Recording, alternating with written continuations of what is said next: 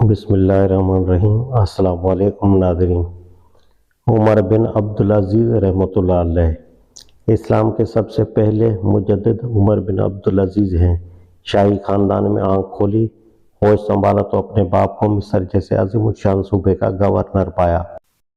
بڑے ہوئے تو خود اموی سلطنت کے ماتحت گورنری پر مامور ہوئے۔ شاہ نے بنی امیہ نے جن جاگیروں سے اپنے خاندان کو مالا مال کیا تھا ان میں ان کا اور ان کے گھرانے کا بھی بہت بڑا حصہ تھا، حتیٰ کہ خاص ان کی ذاتی جائیداد کی آمدنی 50,000 اشرفی سالانہ تک پہنچی ہوئی تھی۔ رئیسوں کی طرح پوری شان سے رہتے تھے، لباس، خوراک، سواری، مکان، عادات و خصائل سب وہی تھے جو شاہی حکومت میں شہزادوں کے ہوتے ہیں۔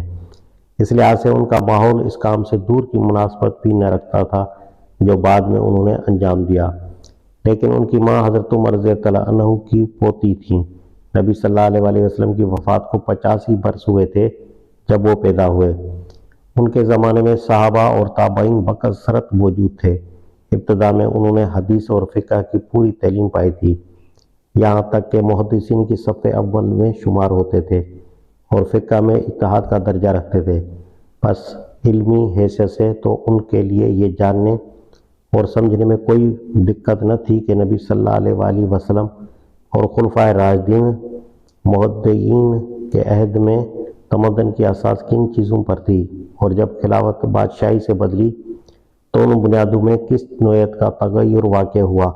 البتہ جو چیز عملی حیثیت سے ان کے راستے میں رکاوٹ ہو سکتی تھی وہ یہ تھی کہ اس جاہلی انقلاب کا بانی خود ان کا اپنا خاندان تھا۔ اس کے تمام فائدے اور بحد و حساب فائدے ان کے بھائی بندوں اور خود ان کی ذات اور ان کے بال بچوں کو پہنچتے تھے، اور ان کی خاندانی عصبیت، ذاتی طمع اور اپنی آئندہ نسل کی دنیوی خیر خواہی کا پورا تقاضا یہ تھا کہ وہ بھی تخت شاہی پر فرعون بن کر بیٹھیں، اپنے علم اور ضمیر کو ٹھوس مادی فائدوں کے مقابلے میں قربان کر دیں اور حق، انصاف، اخلاق اور اصول کے چکر میں نہ پڑیں۔ مگر جب 37 سال کی عمر میں بالکل اتفاقی طور پر تخت شاہی ان کے حصے میں آیا اور انہوں نے محسوس کیا کہ کس قدر عظیم الشان ذمہ داری ان پر آن پڑی ہے تو دفتن ان کی زندگی کا رنگ بدل گیا۔ انہوں نے اس طرح کسی ادنیٰ تامل کے بغیر جاہلیت کے مقابلے میں اسلام کے راستے کو اپنے لیے منتخب کیا کہ گویا یہ ان کا پہلے سے سوچا ہوا فیصلہ تھا۔ تخت شاہی انہیں خاندانی طریقے پر ملا تھا، مگر بیعت لیتے وقت مجمع عام میں صاف کہہ دیا کہ میں اپنی بیعت سے تمہیں آزاد کرتا ہوں،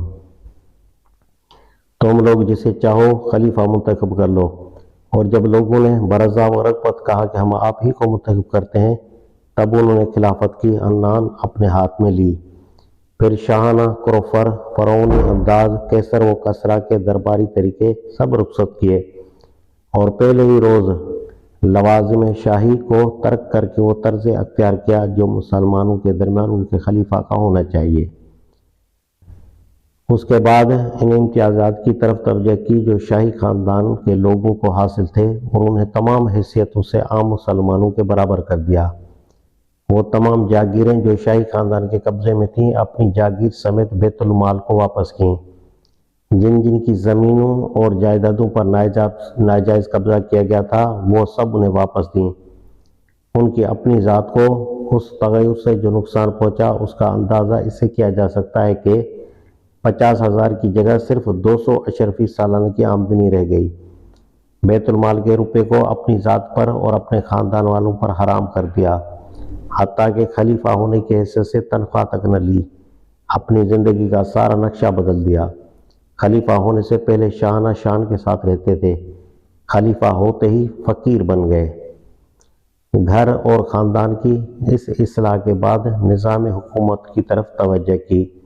ظالم گورنروں کو الگ کیا اور ڈھونڈ ڈھونڈ کر صالح آدمی تلاش کیے کہ گورنری کی خدمت انجام دیں۔ عاملین حکومت جو قانون اور ضابطے سے آزاد ہو کر رعایا کی جان، مال، آبرو پر غیر محدود اختیارات کے مالک ہو گئے تھے، انہیں پھر ضابطے کا پابند بنایا اور قانون کی حکومت قائم کی۔ ٹیکس عائد کرنے کی پوری پالیسی بدل دی اور وہ تمام ناجائز ٹیکس جو شاہ نے بنی امیہ نے عائد کر دیے تھے، جن میں آبکاری تک کا محصول شامل تھا، یک قلم موقوف کیے زکوٰۃ کی تحصیل کا انتظام اثر نو درست کیا اور بیت المال کی دولت کو پھر سے عام مسلمانوں کی فلاح و بہبود کے لیے وقف کر دیا۔ غیر مسلم رعایت کے ساتھ جو ناانصافیاں کی گئی تھیں ان سب کی تلافی کی۔ ان کے معاہد جن پر ناجائز قبضہ کیا گیا تھا انہیں واپس دلائے، ان کی زمینیں جو غصب کر لی گئی تھیں پھر بازگاشت کیں اور ان کے تمام حقوق بحال کیے جو شریعت کی روح سے انہیں حاصل تھے۔ عدالت کو انتظامی حکومت کے دخل سے آزاد کیا اور حکم بین الناس کے ضابطے اور اسپرٹ دونوں کو شاہی نظام کے اثرات سے پاک کر کے اسلامی اصول پر قائم کر دیا۔ اس طرح حضرت عمر بن عبدالعزیز کے ہاتھوں سے اسلامی نظام حکومت دوبارہ زندہ ہوا۔ پھر انہوں نے سیاسی اقتدار سے کام لے کر لوگوں کی ذہنی، اخلاقی اور معاشرتی زندگیوں سے جاہلیت کے ان اثرات کو نکالنا شروع کیا جو نصف صدی کی جاہلی حکومت کے سبب سے اجتماعی زندگی میں پھیل گئے تھے۔ فاسد عقیدوں کی اشاعت کو روکا، عوام کی تعلیم کا وسیع پیمانے پر انتظام کیا، قرآن، حدیث اور فقہ کے علوم کی طرف اہل دماغ طبقوں کی توجہات کو دوبارہ منعطف کیا اور ایک ایسی علمی تحریک پیدا کر دی جس کے اثر سے اسلام کو ابو حنیفہ، مالک، شافعی اور احمد بن حنبل رحمۃ اللہ علیہ جیسے مجتہدین میسر آئے۔ اتباع شریعت کی روح کو تازہ کیا، شراب نوشی، تصویر کشی اور عیش و عشرت کی بیماریاں جو شاہی نظام کی بدولت پیدا ہو چکی تھیں ان کا انسداد کیا اور فی الجملہ وہ مقصد پورا کیا جس کے لیے اسلام اپنی حکومت قائم کرنا چاہتا ہے۔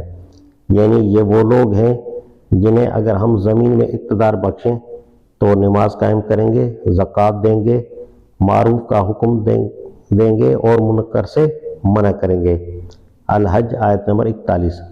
بہت ہی قلیل مدت میں اس انقلاب حکومت کے اثرات عوام کی زندگی پر اور بین الاقوامی حالات پر مرتب ہونا شروع ہو گئے۔ ایک راوی کہتا ہے کہ ولید کے زمانے میں لوگ جب آپس میں بیٹھتے تو عمارات اور باغوں کے متعلق گفتگو کرتے۔ سلیمان بن عبد الملک کا زمانہ آیا تو عوام کا مذاق شہوانیت کی طرف متوجہ ہوا، مگر عمر بن عبدالعزیز حکمران ہوئے تو حالت یہ تھی کہ جہاں 4 آدمی جمع ہوتے نماز، روزہ اور قرآن کا ذکر چھڑ جاتا تھا۔ غیر مسلم رعایا پر اس حکومت کا اتنا اثر ہوا کہ 1000 در 1000 آدمی اس مختصر سی مدت میں مسلمان ہو گئے اور جزیہ کی آمدنی دفتن اتنی گھٹ گئی کہ سلطنت کے مالیات اس سے متاثر ہونے لگے۔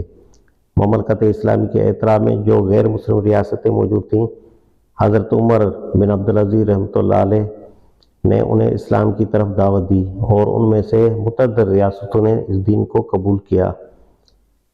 اسلامی حکومت کی سب سے بڑی حریف سلطنت اس وقت روم کی سلطنت تھی جس کے ساتھ 1 صدی سے لڑائیوں کا سلسلہ جاری تھا اور اس وقت بھی سیاسی کشمکش چل رہی تھی، مگر عمر بن عبدالعزیز کا جو اخلاقی اثر روم پر قائم ہوا اس کا اندازہ ان الفاظ سے کیا جا سکتا ہے جو ان کے انتقال کی خبر سن کر خود قیصر روم نے کہے تھے۔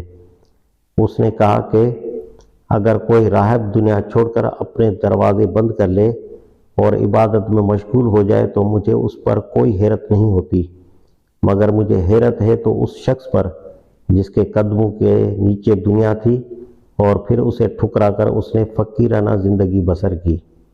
اسلام کے مجدد اول کو صرف 2.5 سال کام کرنے کا موقع ملا اور اس مختصر مدت میں اس نے یہ انقلاب عظیم برپا کر کے دکھا دیا، مگر بنی امیہ سب کے سب اس بندہ خدا کے دشمن ہو گئے۔ اسلام کی زندگی میں ان کی موت تھی، وہ اس تجدید کے کام کو کس طرح برداشت کر سکتے تھے؟ آخرکار انہوں نے سازش کر کے اسے زہر دے دیا اور صرف 39 سال کی عمر میں یہ خادم دین و ملت دنیا سے رخصت ہو گیا۔ جس کار تجدید کو اس نے شروع کیا تھا اس کی تکمیل میں اب صرف اتنی کسر باقی رہ گئی تھی کہ خاندانی حکومت کو ختم کر کے انتخابی خلافت کا سلسلہ پھر سے قائم کر دیا جاتا۔ یہ اصلاح اس کے پیش نظر تھی اور اس نے اپنے عندیہ کا اظہار بھی کر دیا تھا، مگر عمومی اقتدار کی جڑوں کو اجتماعی زندگی سے اکھاڑنا اور عام مسلمانوں کی اخلاقی و ذہنی حالت کو خلافت کا بار سنبھالنے کے لیے تیار کرنا آسان کام نہ تھا کہ 2.5 برس کے اندر انجام پا سکتا۔